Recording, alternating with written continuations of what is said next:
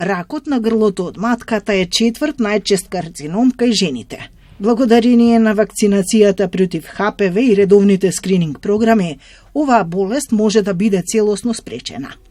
ХПВ вакцината е безбедна и ефективна и има спасено милиони животи низ светот.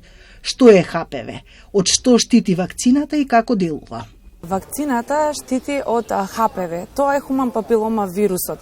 Всушност, тој е првиот причинител или основниот причинител на ракот на грлото на матката познат за популацијата, но исто така и за ракот на аногениталната регија и орофарингеалните ракови.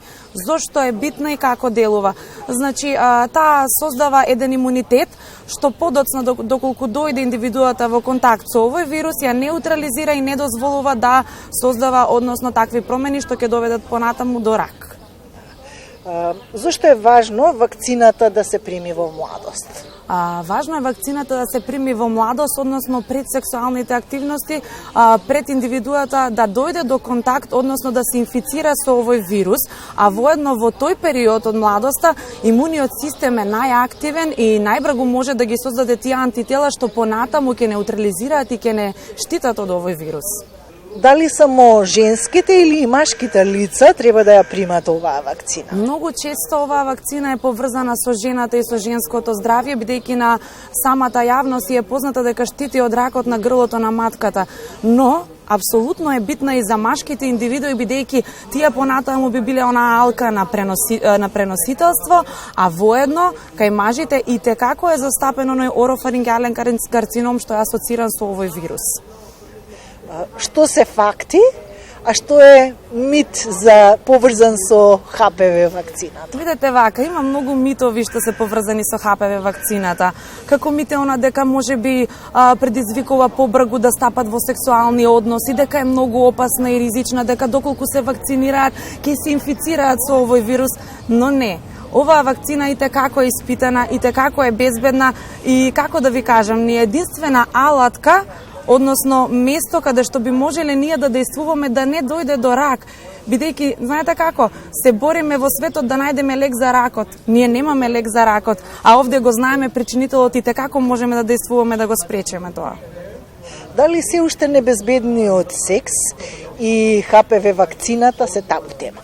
Апсолутно. Како табу тема постојат и понатаму и небезбедниот секс и ХПВ вакцинацијата, но сметам дека веќе почнува општеството да се активира и младите се свесни за многу работи, има и многу трибини и едукативни настани каде што тие добиваат информации и мислам дека за брзо време тоа ќе стане секојдневие и нема да биде веќе табу тема. Како да се намали ризикот од ХПВ вирусот? Како да се намали? Значи, пред се препорачуваме заштитени сексуални односи, иако и тие 100% не заштитуваат од ХПВ вакцината. Како можни начини на кои да се заштитиме би било тоа да не се менуваат оние што се ризик фактори, всушност да ги намалиме на минимум. Тоа би било да се стапи подоцна во сексуални односи, да имаме односи со заштита, пушењето и како е многу важен ризик фактор што понатаму би предизвикало такви состојби доколку стапиме со вирусот во контакт да доведе до ракова состојба и исто така менување на сексуални партнери.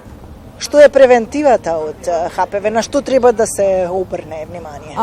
Пред се треба да се обрне внимание многу на едукација на населението, она што треба да го прави примарното здравство, ние како матични гинеколози, да ги советуваме нашите пациенти како да се однесуваат, а во другиот дел важно е превенцијата и скрининзите. Што опфаќаат тие скрининзи? Тие скрининзи опфаќаат на 3 годишно да се прават ПАП тестови.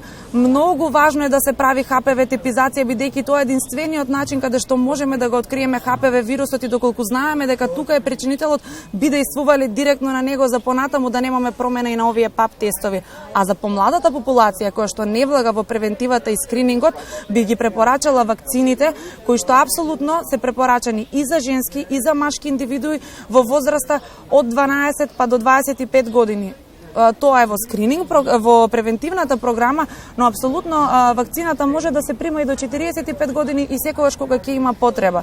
бидејќи на некој начин таа го поттикнува имунитетот. Важно е да знаеме дека таа не спречува, односно не лечи она што претходно бил инфициран самиот организам, но спречува понатамошно организмот, ни го штити, бидејќи имаме еден таков имунитет што неутрализира се што е поврзано со ДНК-та од овој вирус. Освен вакцинацијата, редовниот скрининг играа клучна улога во превенцијата.